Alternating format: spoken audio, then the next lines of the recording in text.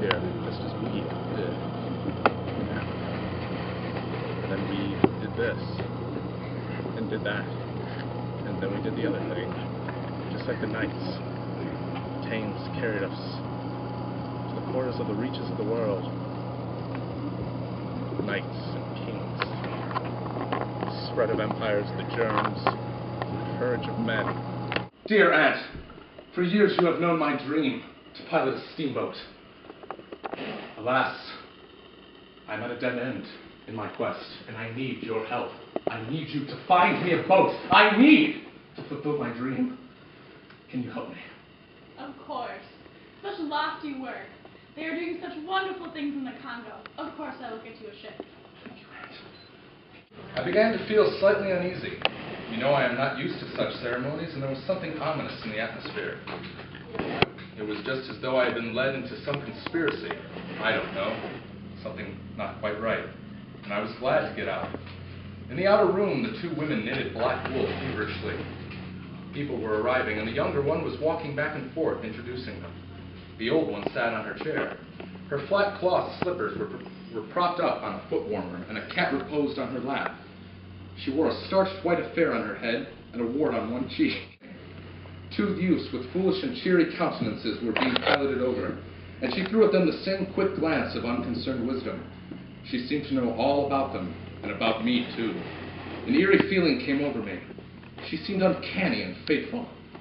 Often far away there I thought of these two guarding the door of darkness, knitting black wool as for a warm pall, one introducing continuously to the unknown, the other scrutinizing the cheery and foolish faces with unconcerned old eyes.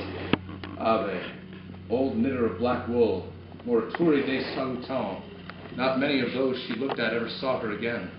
Not half, by a long way. Doctor, I'm here for my physical examination. I'm bound on a steamboat for the Belgian Congo. Yes, I must examine your head. I take great interest in this subject. May I ask why? Are you an alienist? Indeed I am, for I find that those who return are never the same. Doctor, do you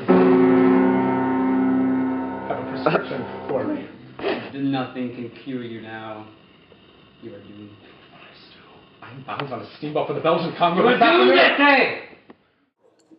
I got my appointment, of course, and I got it very quick. The current was more rapid now. The steamer seemed at her last gasp. The stern wheel flopped languidly, and I caught myself listening on tiptoe for the next beat of the boat, for in somber truth, I expected the wretched thing to give up every moment. It was like watching the last flickers of life, but still we crawled. Sometimes I would pick out a tree a little way ahead to measure our progress towards Kurtz, but I lost it invariably before we got abreast. To keep the eyes so long on one thing was too much for human patience. The manager displayed a beautiful resignation. I fretted and fumed and took to arguing with myself whether or no I would talk openly with Kurtz. But before I could come to any conclusion, it occurred to me that my speech or my silence, indeed any action of mine, would be a mere futility. I was amazed. Then I had to look at the river mighty quick, because there was a snag in the fairway. Sticks, little sticks, were flying about. Thick they were whizzing before my nose, dropping below me, striking behind me against my pilot house. All this time, the river, the shore, the woods were very quiet, perfectly quiet. I can only hear the heavy splashing thump. We cleared at the snag clumsily. Arrows, by Jove! We were being shot at! I stepped in quickly to close the shutter on the land side. That fool helmsman, his hands on the spokes, was lifting his knees high, stamping his feet, champing his mouth like a reined-in horse. Confound him! Below me there was a great scuffle. He held his head rigid, face forward, but his eyes rolled. He kept on lifting and setting down his feet gently. His mouth foamed a little.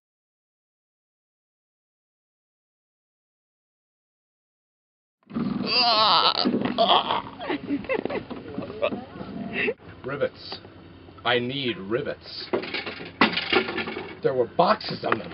Down on that beach. See that? See over there? There were boxes of them. They send everything else to this godforsaken place. Food, tools, toilet paper, and bodies. But no rivets! Rivets! Damn it, I need rivets! I've got a sunken boat out there. This is my profession. This is my dream. My good old aunt got me this position. I have now traveled 1,500 miles for a boat with no rivets. I need them. Rivets, rivets! Rivets. You hear me? You hear me loud and good? Yeah. You find someone who cares about this. Give me those rivets so I can get that thing back together. Out of here. Yeah! I gazed out at the deepening wilderness beyond me, when something caught my eye. It was the knobs I had observed earlier from the ship, only this time I realized they were not knobs, but the heads, the craven heads of the natives. No one appreciates him as much as I do. You can't take him away. Kurth is a great man. He opened my mind. You know, last week, he tried to kill me. He said he would kill me. Do you love him? The mutual respect. I think he likes me the same amount of way. Yes, I was traveling on the river and I happened to find this. Do you want it? Yeah, I left it in the cabin. Can I have it, please? Is your name in the front? Yes. Oh, I see. Very well. Mind telling me what you were doing with it? Taking notes, reading about seamanship. I loved reading that book. It's the only friend I had. Please, I need that book! Please! Please! There they were. I observed them resting beneath the trees, the dark canopy of this dark continent. Yes, we worked them. We fed them. And then they crawled away to die. I stood looking at their poor, besotted bodies. They laid there. In the morning fog of the morning, I reached out, and with a gasp handed him my last trinket, my last loaf of bread. But he just took it. And in a moment of awe, he observed it, not even putting it to his lips, simply holding it there. And he laid back. And I went away. But not after giving him another trinket.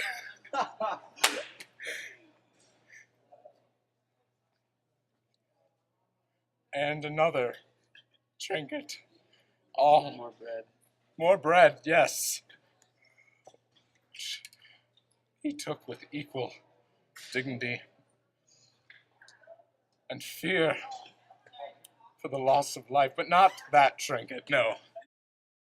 Hoya, hoya, hoya. Hoya, hoya, hoya. Shabalua, ooh. Shabalua, ooh. Aya, aya, ooh. Aya, aya, ooh.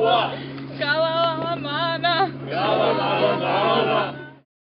And then he crawled and crawled, as if the very sight of me tormented him into the depths of hell that his soul had created for himself. What are you running from? But no, he raved at the mouth, he foamed, he screamed. Look at him. The wretch he had become. And yet I knew, with one word, he could send all the natives on us. Loosen their rage towards him. I could not let him do it. Kurth! Kurth! Kurth! Kurth! Kurth!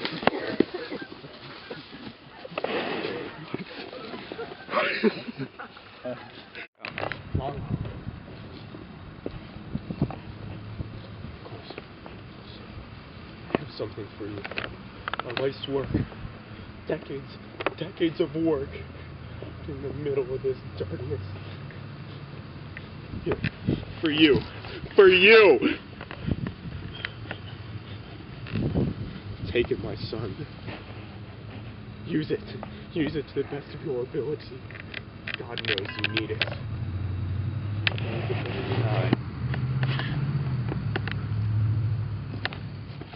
can't see, Mom. I can't see! Oh, no.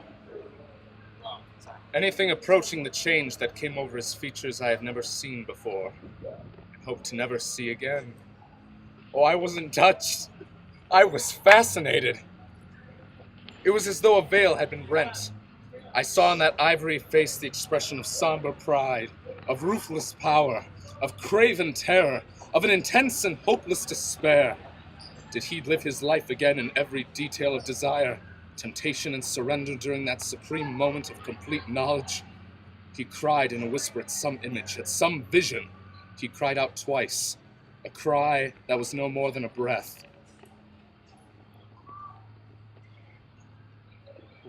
The horror!